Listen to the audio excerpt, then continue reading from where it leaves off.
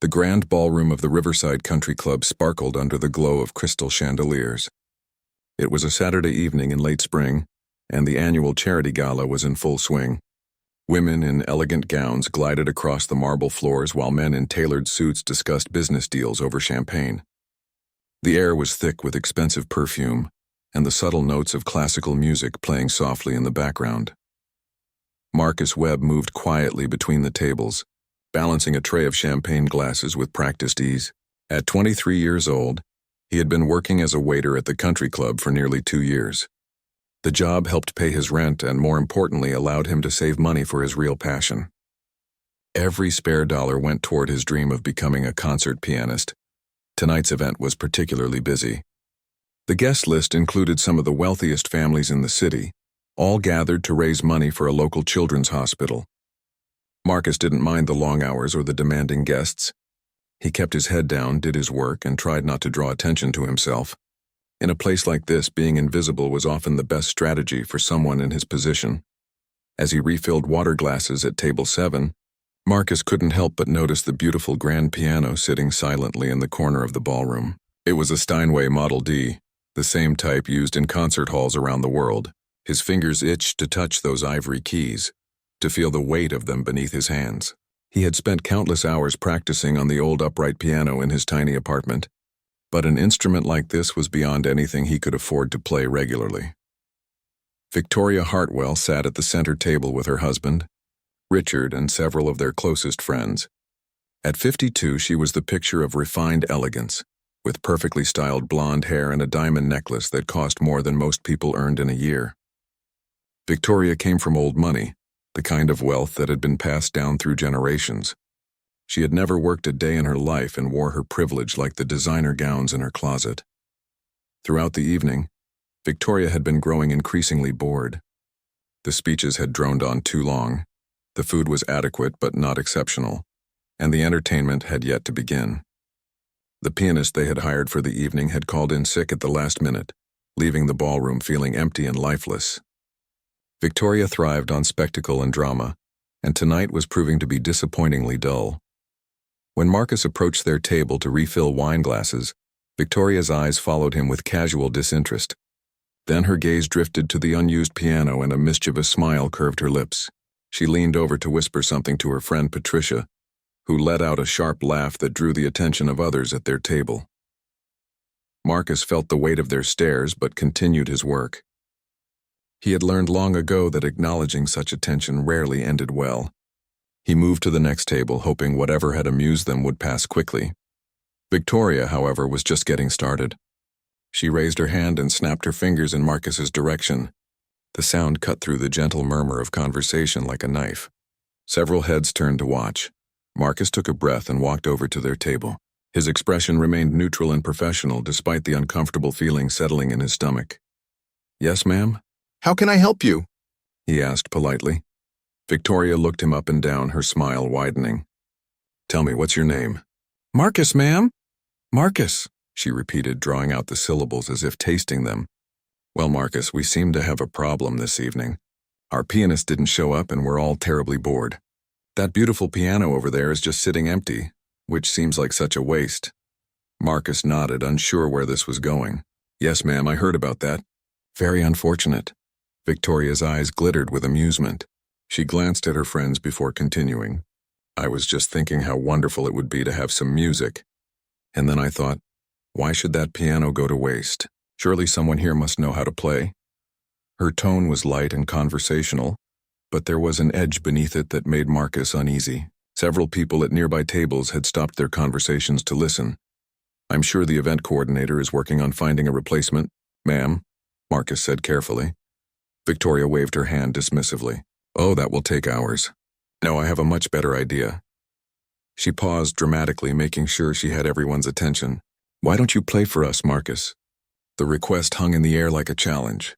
Several of her friends giggled behind their hands. Marcus felt heat rise to his face as he realized what was happening. This wasn't a genuine request. This was entertainment for them, a joke at his expense. "I appreciate the suggestion, ma'am, but I really need to get back to work," Marcus said, keeping his voice steady. Victoria's smile never wavered. "Oh, come now. Don't be modest. I'm sure you must have some hidden talents. Her tone made it clear she believed no such thing. It would mean so much to all of us. Consider it part of your service for the evening. Other guests were watching now, some with curiosity, others with uncomfortable expressions. Marcus felt trapped. If he refused, he would look difficult and could risk his job. But if he agreed, he would be participating in their mockery. Richard Hartwell, Victoria's husband, shifted uncomfortably in his seat. Victoria, perhaps we should just wait for the professional, he suggested quietly. Victoria ignored him. I insist, Marcus. Just play us one song. Anything you like. We're not picky. She turned to her friends with a conspiratorial grin. Are we? The women at the table shook their heads, barely containing their laughter. They all knew what Victoria was doing. This was her way of creating entertainment, of asserting her position in the social hierarchy. The waiter would fumble through some simple tune, everyone would have a good laugh, and the story would be repeated at future gatherings. Marcus looked at the piano, then back at Victoria. His mind raced through his options. He could walk away and likely face consequences from his supervisor. He could play badly on purpose and give them the show they expected. Or he could do something else entirely, something that scared him but also thrilled him in a way he hadn't felt in months. The room had grown quieter. Everyone was waiting to see what would happen next. Marcus made his decision. Marcus set down his tray carefully on a nearby service table. The polished silver caught the light from the chandelier above, reflecting his determined expression. He unbuttoned his server's jacket and draped it over a chair, standing there in his simple white shirt and black vest. The room seemed to hold its breath as he walked slowly toward the grand piano in the corner. His heart hammered against his ribs with each step. This wasn't how he had imagined his first time playing for an audience in a venue like this. He had dreamed of performing in concert halls, wearing a tailored suit, walking onto a stage to the sound of applause. Not this, not being mocked by wealthy strangers who saw him as nothing more than entertainment to relieve their boredom. But as Marcus reached the piano and ran his fingers along its polished surface, something shifted inside him. This instrument didn't care about his uniform or his station in life. It didn't judge him based on where he came from or what he did for work. The piano simply waited, full of potential, ready to sing if only someone would ask it to. He adjusted the bench and sat down, his posture straightening naturally as it always did when he prepared to play. Behind him, he could hear the scattered whispers and poorly suppressed giggles from Victoria's table. Someone made a joke he couldn't quite hear, followed by more laughter. Let them laugh, he thought. They wouldn't be laughing for long. Marcus closed his eyes for a moment and took a deep breath. He thought about all the hours he had spent in his cramped apartment, practicing on his old piano until his fingers ached. He thought about his mother, who had worked 2 jobs to pay for his childhood lessons when they could barely afford groceries. He thought about his professor at the community college music program, who had told him he had rare talent, the kind that only emerged once in a generation. He placed his hands on the keys, feeling their familiar coolness against his skin. The room behind him had grown quiet, waiting for the inevitable disaster they expected. Marcus knew exactly what piece he would play. It was risky, perhaps too ambitious, but he was beyond caring about playing it safe. His fingers began to move, and the first notes of Rachmaninoff's Piano Concerto No. 2 filled the ballroom. The opening was soft, almost hesitant, building slowly like the first light of dawn. Marcus poured everything he had into those initial passages, his hands dancing across the keys with precision and grace. The transformation was immediate and stunning. The conversations died away completely. The clinking of glasses stopped. Even the waitstaff moving between tables froze in place, their attention drawn to the music that now commanded the entire space. Victoria's smile faltered as the reality of what was happening sank in. This wasn't some clumsy attempt at chopsticks or a butchered version of a popular song. This was masterful, professional-level playing that belonged in the world's finest concert halls. Her friends had stopped laughing, their faces now showing confusion and surprise. Marcus didn't notice their reactions. He was lost in the music now, his body swaying slightly as the piece gained momentum. His fingers flew across the keyboard, executing the technically demanding passages with breathtaking skill. The piano's rich tones filled every corner of the ballroom, wrapping around the guests like a warm embrace. The Rachmaninoff Concerto was notoriously difficult, famous for pushing pianists to their absolute limits.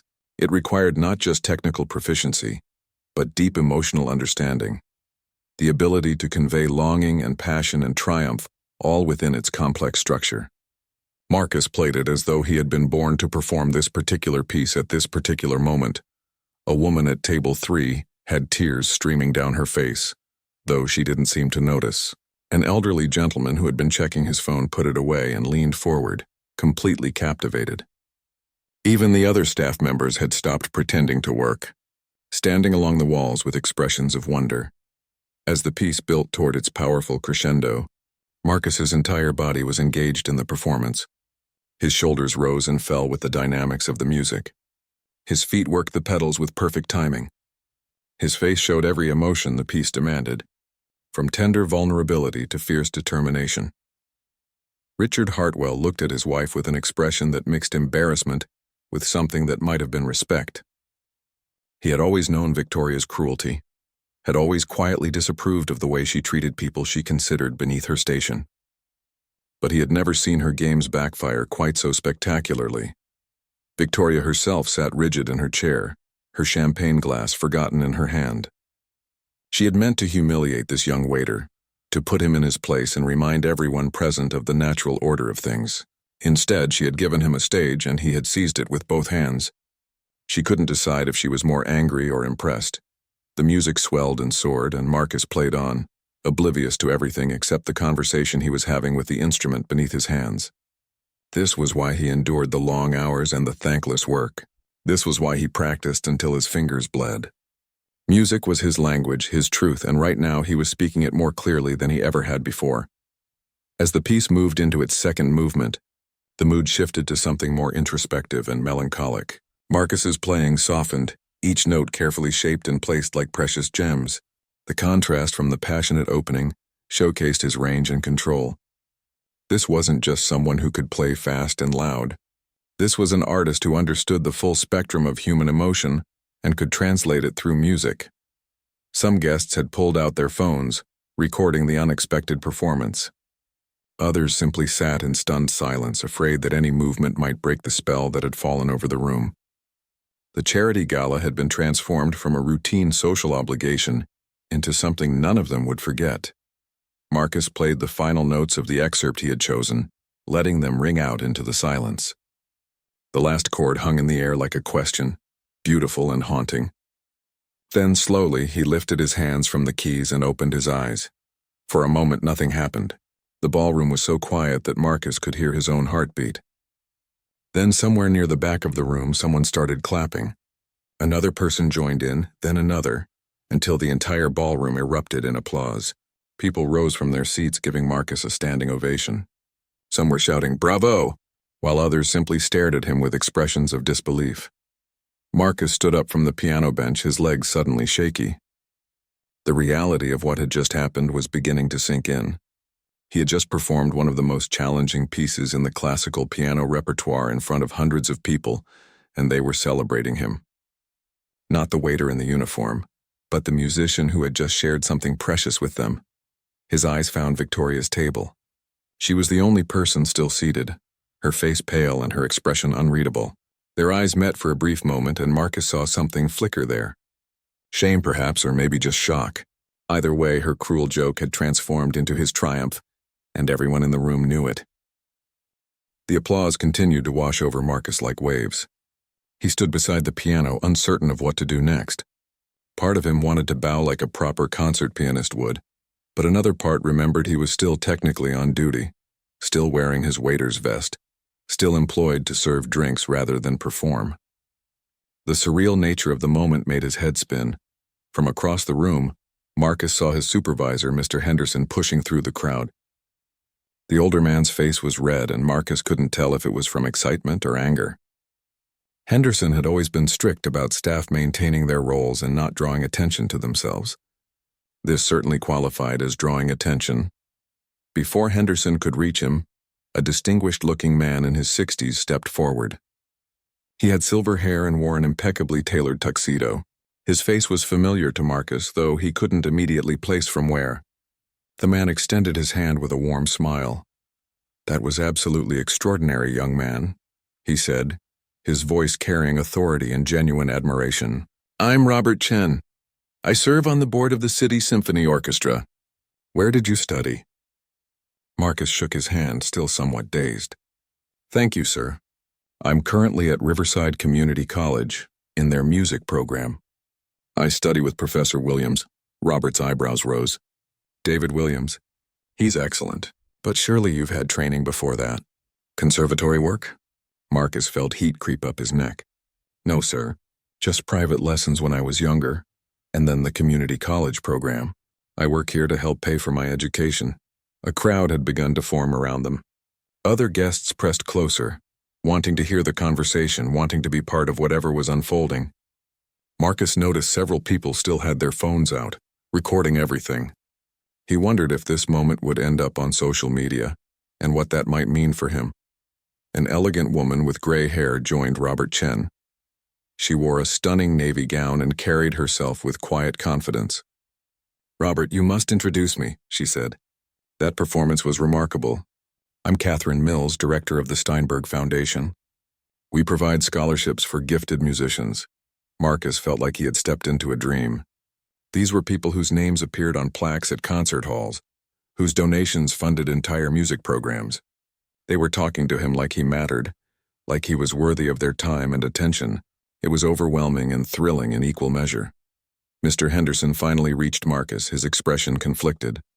"Marcus, we need to talk," he began, but Robert Chen held up a hand. "If this is about Marcus returning to work, I'm afraid we've monopolized his time," Robert said smoothly. "My fault entirely. In fact, I'd like to discuss something with him if you don't mind. Perhaps we could borrow him for just a few more minutes?" Henderson looked between Robert Chen and Marcus, clearly uncertain. The event coordinator, a sharp woman named Linda, had also materialized at his elbow. She whispered something to Henderson that Marcus couldn't hear, but whatever she said made him nod reluctantly. "Fine," Henderson said. "But Marcus, we will talk later about proper protocol."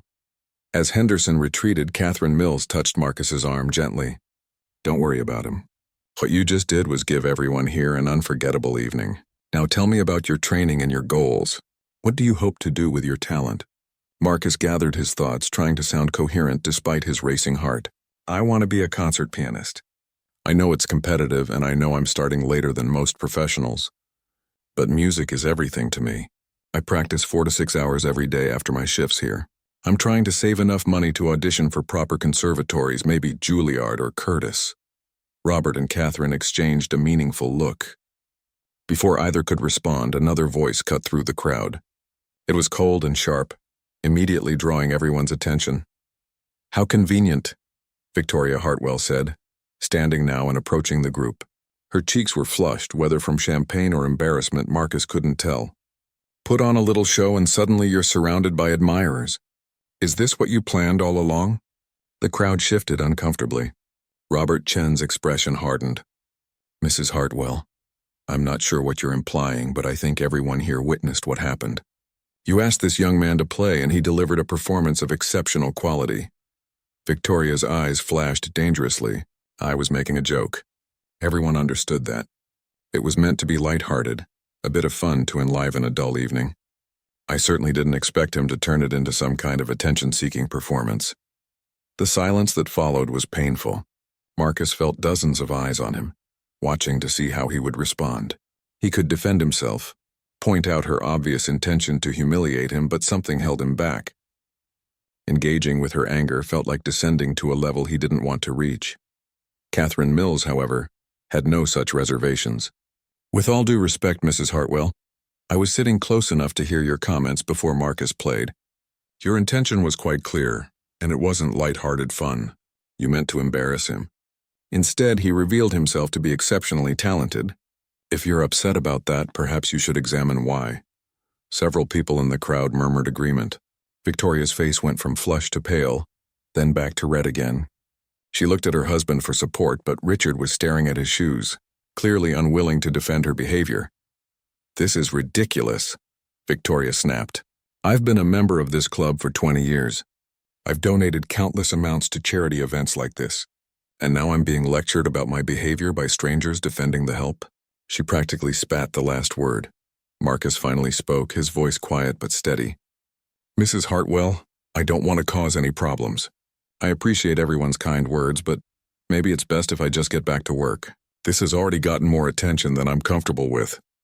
Robert Chen shook his head firmly. "Absolutely not. Marcus, talent like yours doesn't come along often. The world needs to hear you play. Catherine and I would like to discuss some opportunities with you." "Real opportunities." He reached into his jacket pocket and pulled out a business card. "Could you meet with us on Monday? We have some ideas we'd like to explore." Marcus took the card with trembling fingers. The elegant script read, "Robert Chen, board member, City Symphony Orchestra."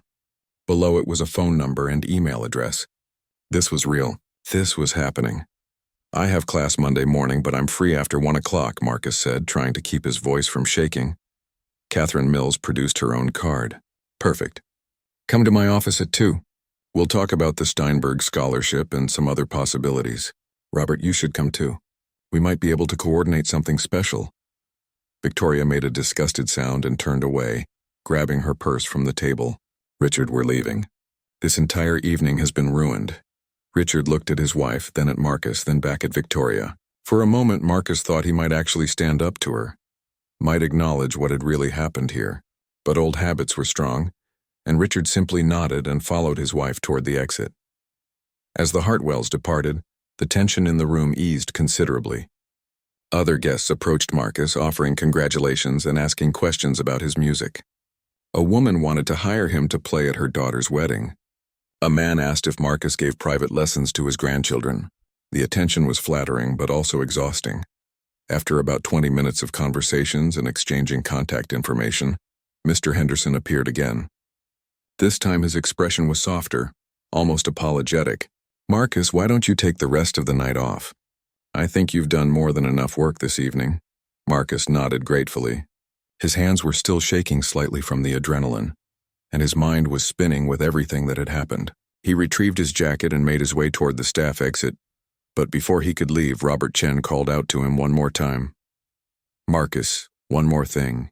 Don't let anyone tell you that your path is wrong because it's different. Some of the greatest musicians in history came from unexpected places. What matters is the music, and you have something very special. We'll talk Monday about how to help you share it with the world."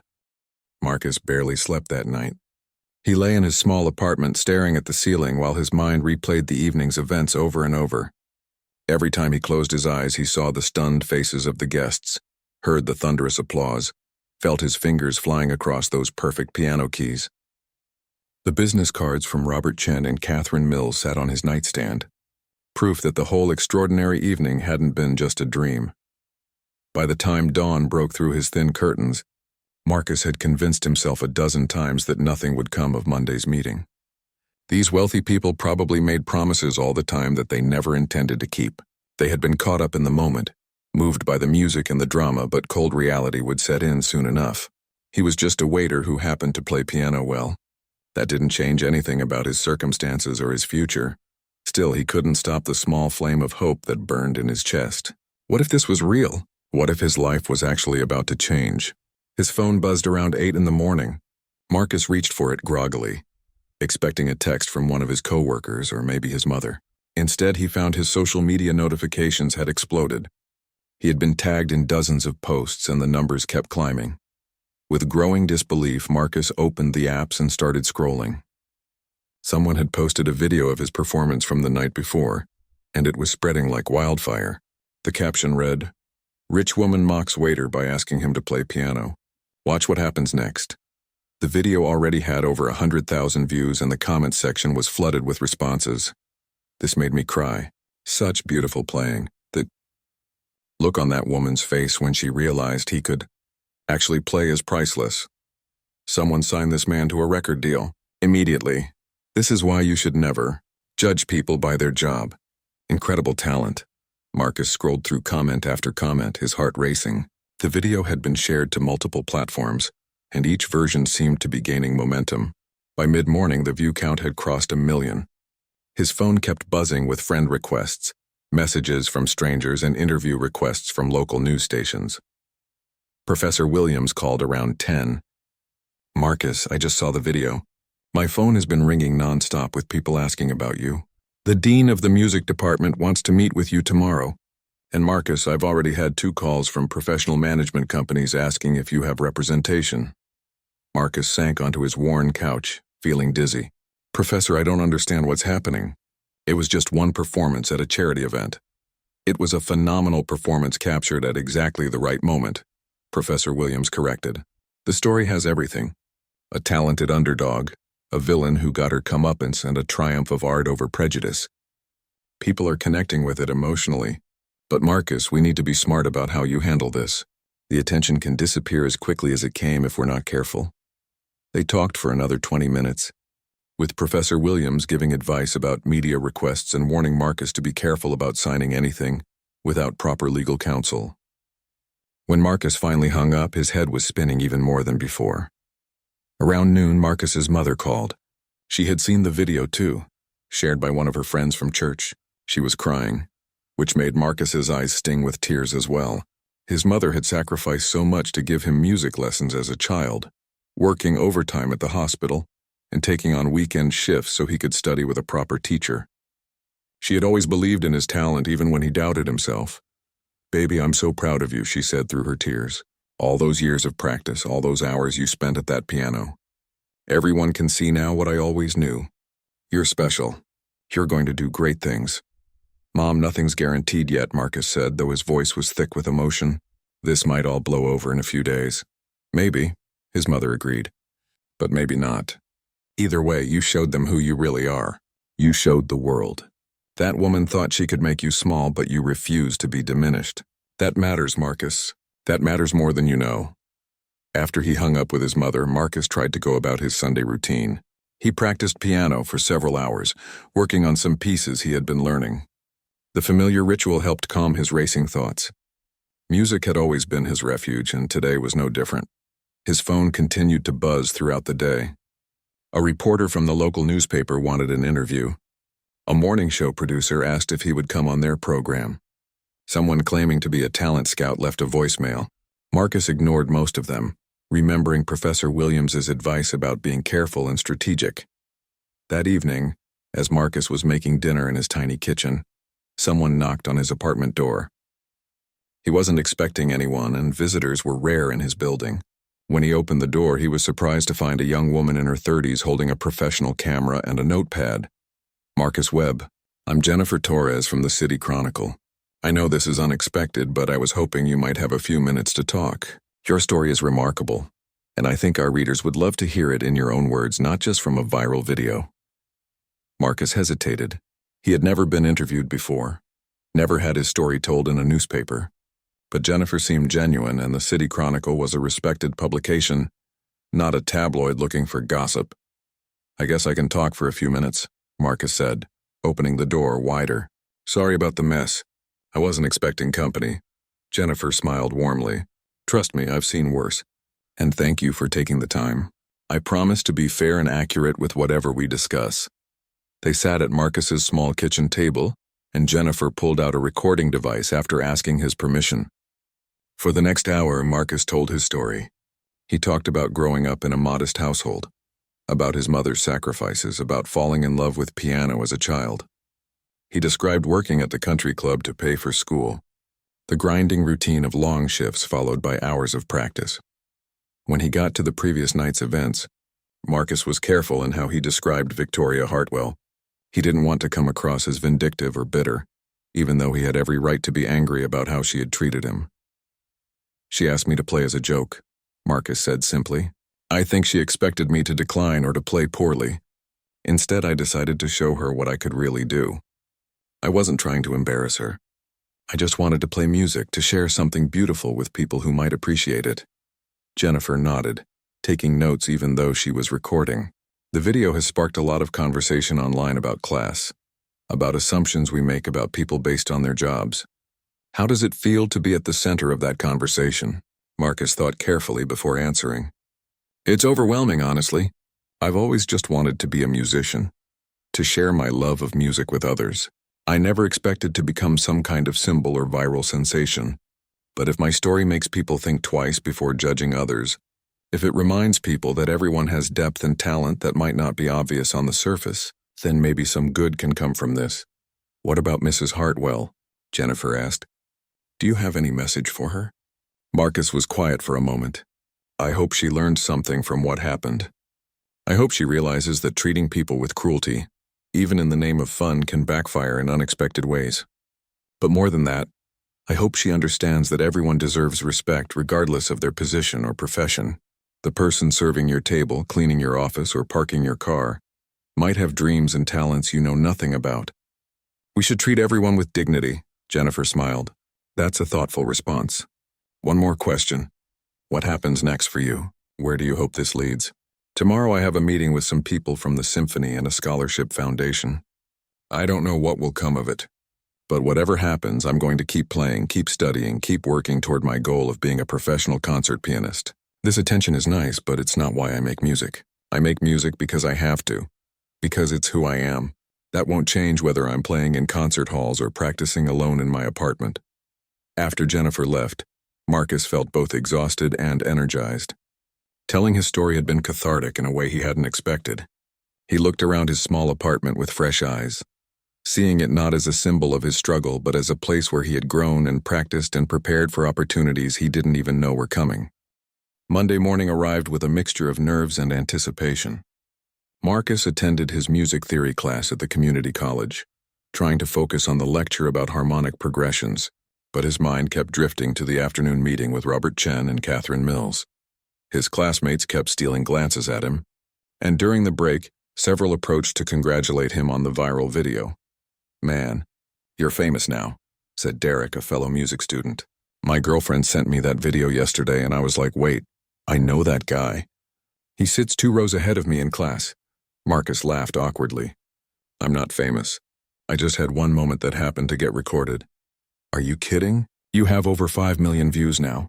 Another classmate chimed in. That's definitely famous. What are you going to do?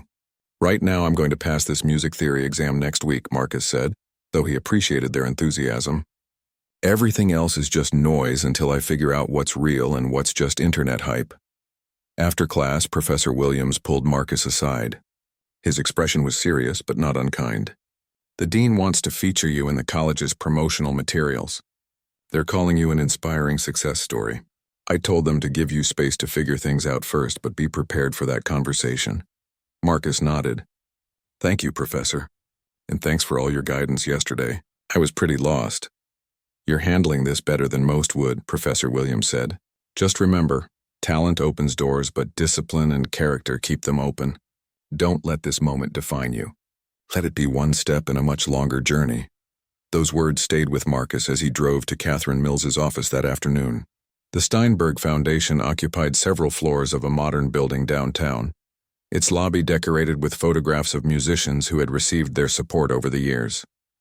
Marcus recognized several famous names and felt his confidence waver. Did he really belong in that company?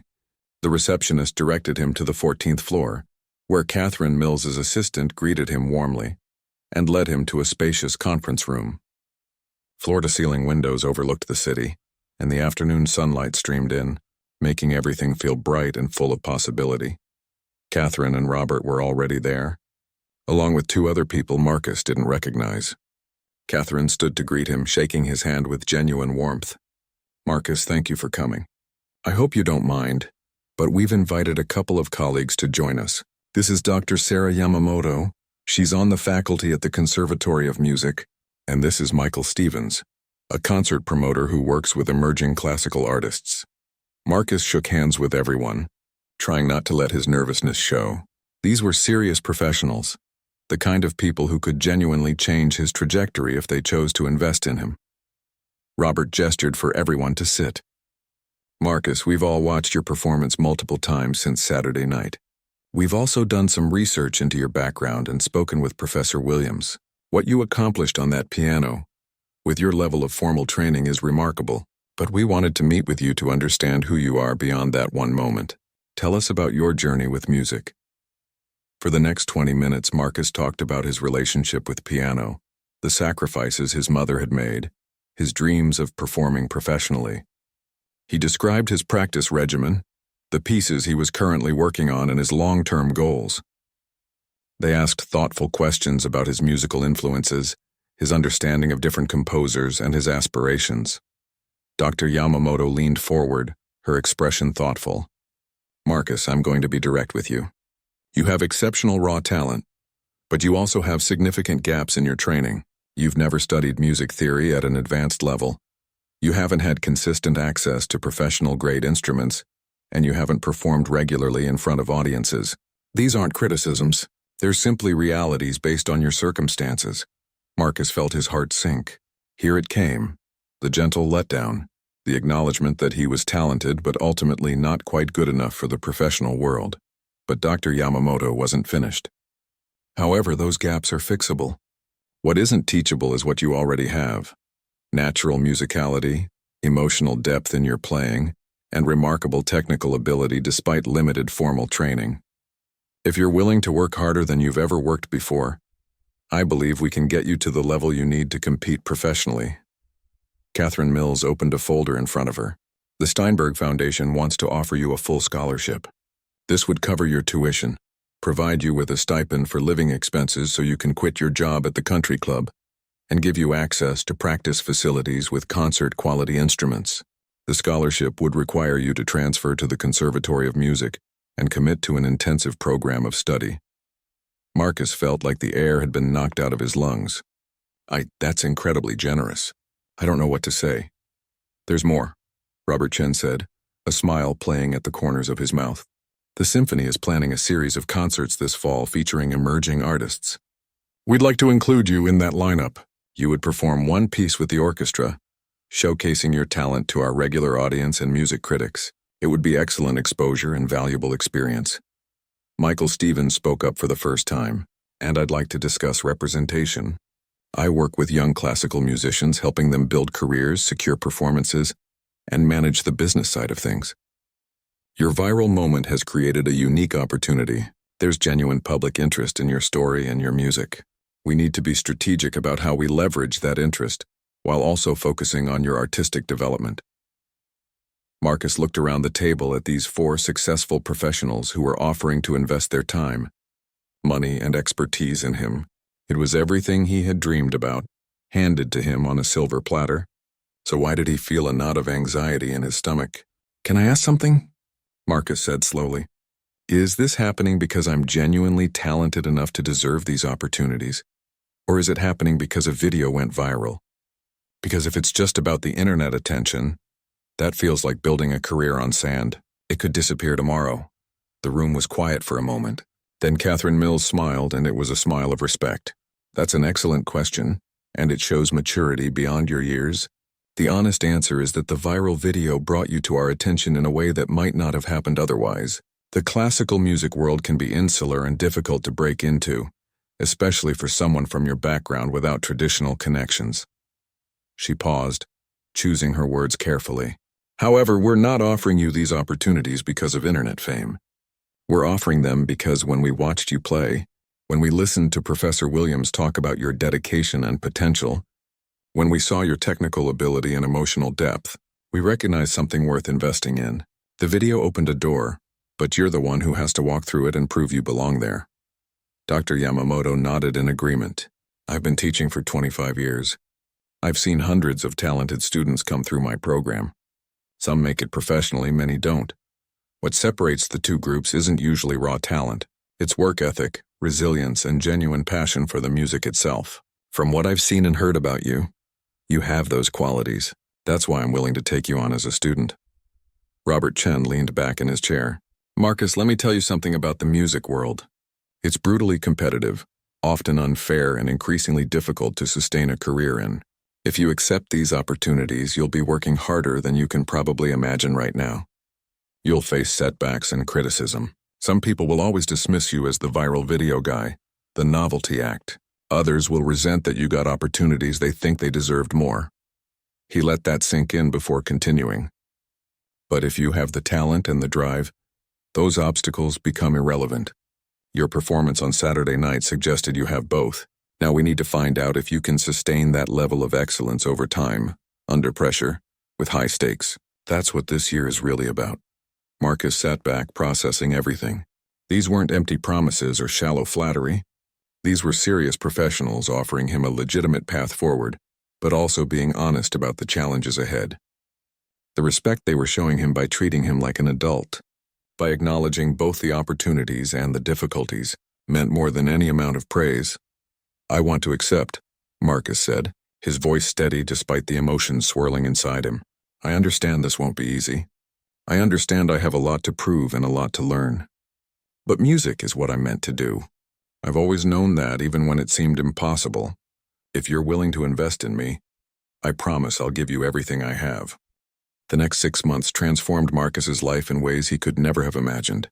The morning after accepting the scholarship and performance opportunity, he submitted his resignation at the country club.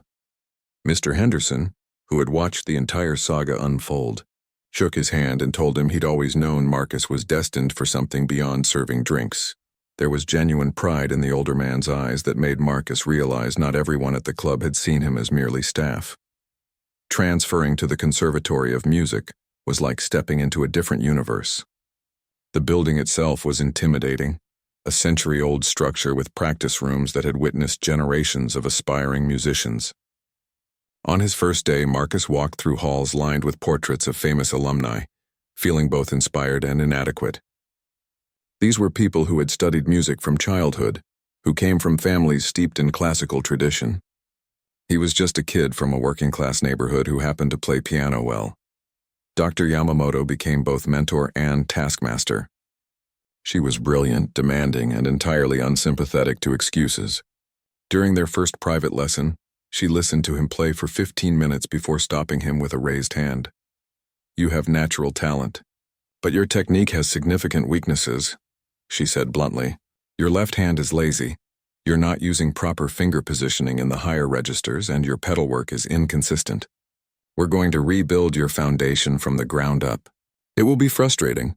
You'll feel like you're getting worse before you get better, but if you trust the process, you'll emerge as a much more complete musician." She was right about the frustration. For weeks, Marcus felt like he was regressing. Dr. Yamamoto made him play scales and exercises that seemed beneath his skill level, correcting tiny details of hand position and posture that he'd never considered before. She was relentless about music theory, pushing him to understand the mathematical and structural foundations of the pieces he played. Some nights, Marcus left the conservatory feeling defeated, wondering if he'd made a terrible mistake. But slowly, imperceptibly at first, things began to change. His playing became more controlled, more nuanced. Passages that had always given him trouble suddenly felt manageable. He started hearing music differently, understanding the layers of complexity and compositions he thought he'd already mastered. Dr. Yamamoto's occasional nods of approval meant more to him than any standing ovation. The other students at the conservatory were a mixed blessing. Some were welcoming, curious about his unusual path and eager to hear his story. Others were cold, viewing him as an interloper who had jumped the line through viral fame rather than proper channels. Marcus tried not to let the resentment bother him, but there were days when he felt completely alone, surrounded by people who had shared experiences and references he couldn't understand. Elena Rodriguez became his unexpected friend during those difficult months. She was a violinist, fiercely talented and equally hard-working, who approached Marcus in the cafeteria one day and simply sat down across from him. "You look like you could use a friendly face," she said, unpacking her lunch. "I know what it's like to feel like you don't belong here. I was the scholarship kid from the public school system. Half these people have never been on a bus or eaten cafeteria food. They don't know what it's like to actually need this opportunity." Marcus felt a wave of gratitude for her directness. "How did you deal with it?" Elena shrugged. "I worked harder than everyone else and became undeniable. That's the only currency that matters here. Not your background, not your connections, just how good you are when you pick up your instrument. You've got talent, Marcus. I've heard you practice. Stop worrying about whether you deserve to be here and start proving that you do." Her friendship became an anchor during those transitional months.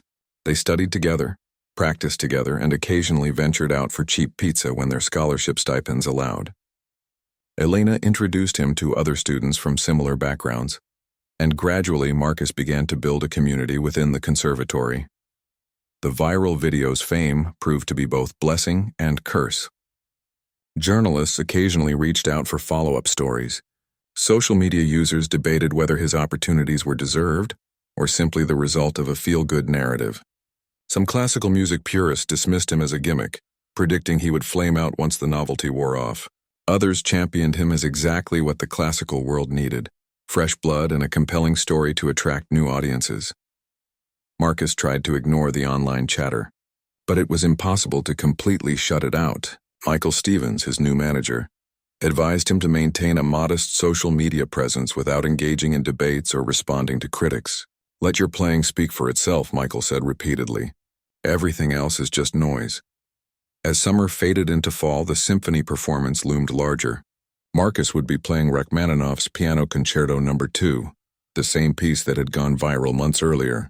The symmetry felt right, but the pressure was immense. This wouldn't be an impromptu performance at a charity gala. This would be a formal concert with the full symphony, professional music critics in attendance, and an audience with sophisticated expectations. Dr. Yamamoto intensified their preparation. They worked on the concerto almost exclusively for weeks, dissecting every phrase, every dynamic marking, every emotional nuance. She brought in the conductor who would be leading the performance, and they ran through the piece with a piano reduction of the orchestral parts, working on timing and communication. "The hardest thing about performing a concerto isn't the solo passages," the conductor explained. "It's the conversation with the orchestra. You have to lead and follow simultaneously, be assertive in your interpretations while also being responsive to what's happening around you. That takes experience you simply don't have yet." Marcus absorbed the criticism without defensiveness. He was learning that being coachable, being willing to admit what he didn't know, was one of his greatest strengths. Pride had no place in genuine artistic growth. 2 weeks before the performance, something unexpected happened. Victoria Hartwell reached out through the symphony's office, requesting a private meeting with Marcus. His first instinct was to refuse. The woman had tried to humiliate him, had treated him with contempt. Why would he want to see her again?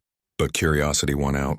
He agreed to meet her at a quiet cafe near the conservatory, bringing Elena along for moral support.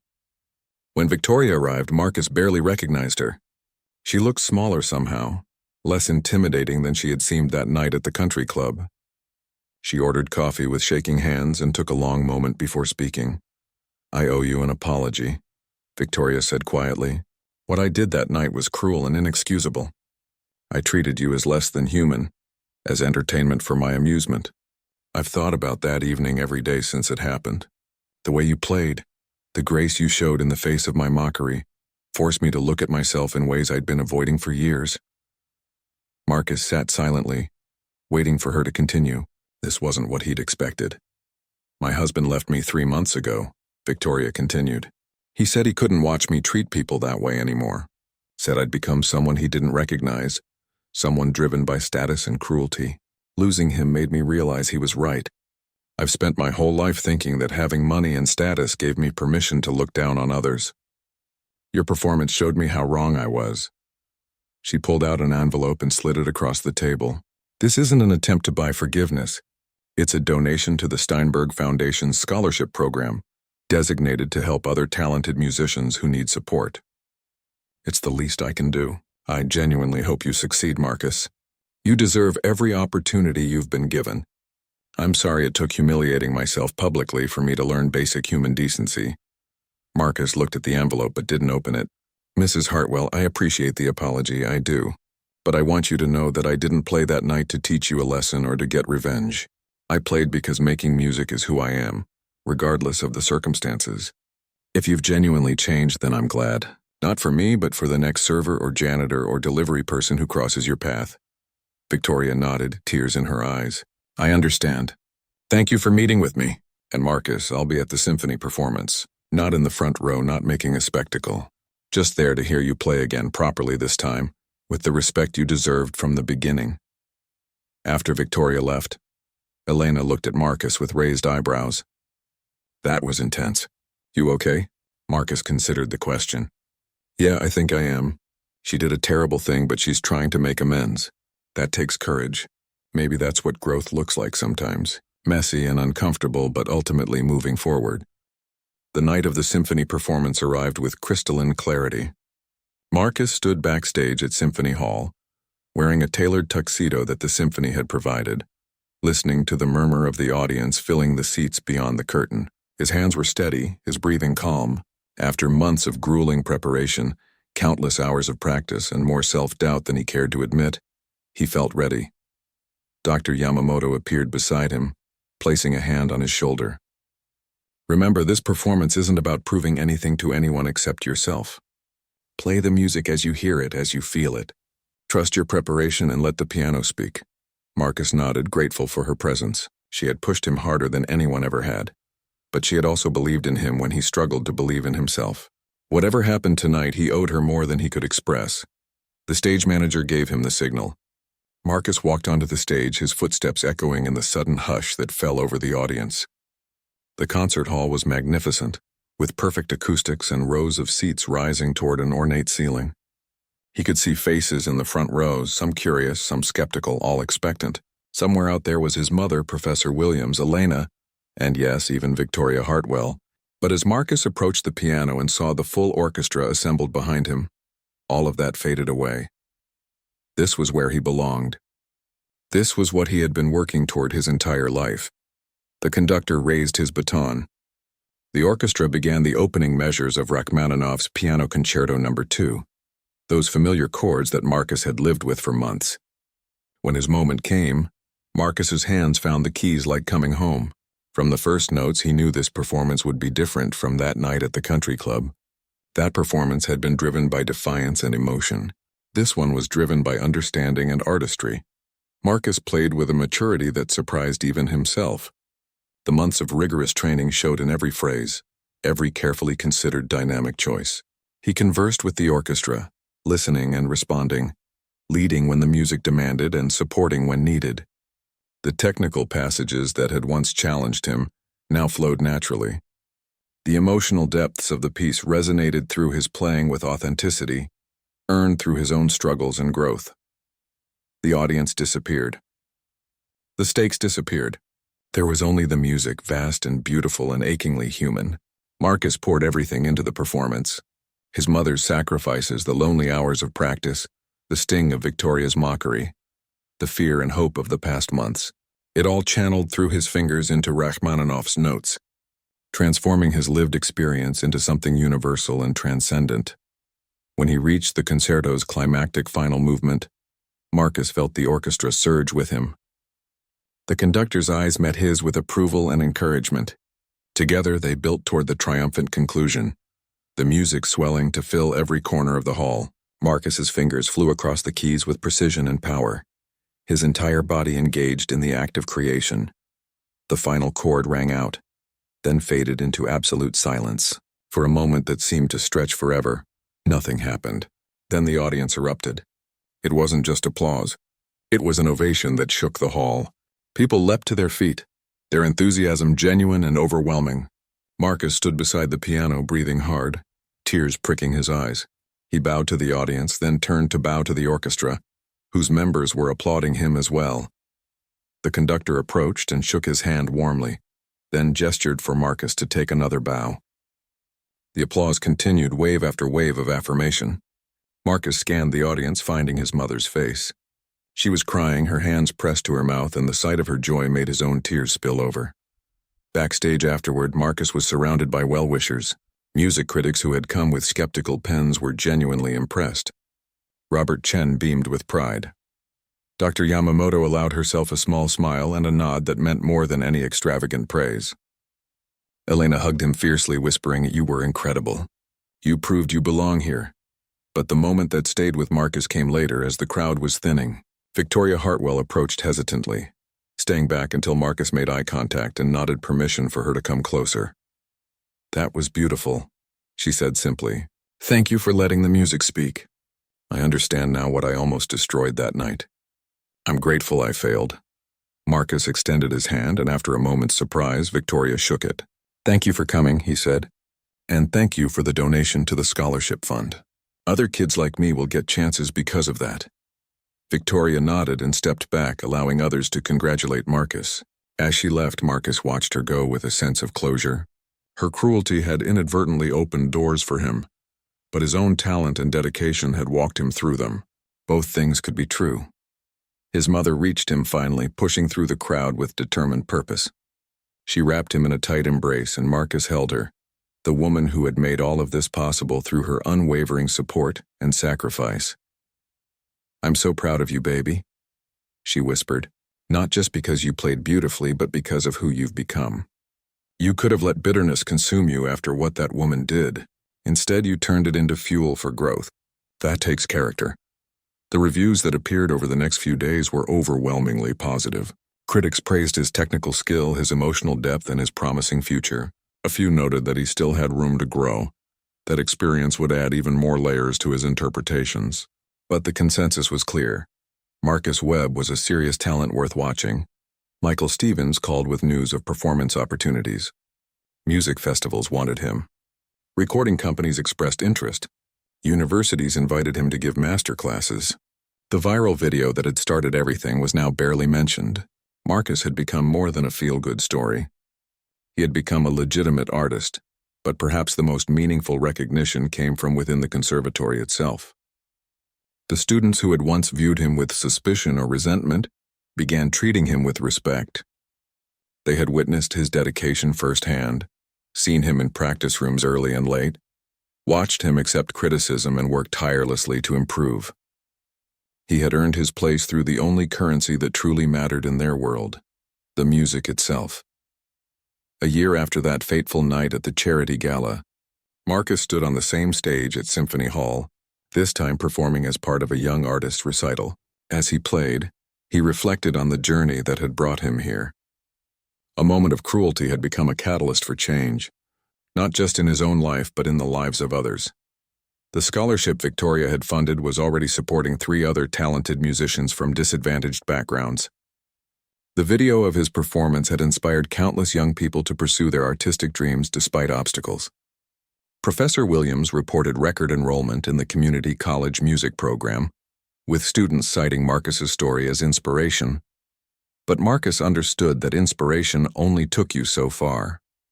After that came the work, the daily choice to practice when you were tired, to accept criticism when it stung, to keep pushing when success seemed impossibly distant. The work was what separated dreams from reality, potential from achievement. As he finished his performance and accepted the applause, Marcus thought about that young man in a waiter's uniform who had stood beside a piano 9 months earlier. Unsure and afraid, that person felt like a stranger now, someone he barely recognized. Yet everything that person had been, the hope, the hunger, the determination, still lived inside him, refined and strengthened by experience. The music faded, but its echoes would continue to ripple outward in ways Marcus couldn't yet imagine. He had learned that a single moment could change everything, but only if you had spent years preparing to seize it when it came. Talent opened doors, but character determined how far you could walk through them. Marcus took his final bow to thunderous applause, then walked off stage toward whatever came next. The journey was far from over. In many ways, it was just beginning. But he was ready for it now.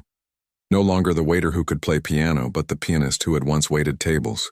The distinction mattered, earned through sweat and sacrifice and the stubborn refusal to be diminished by anyone's expectations.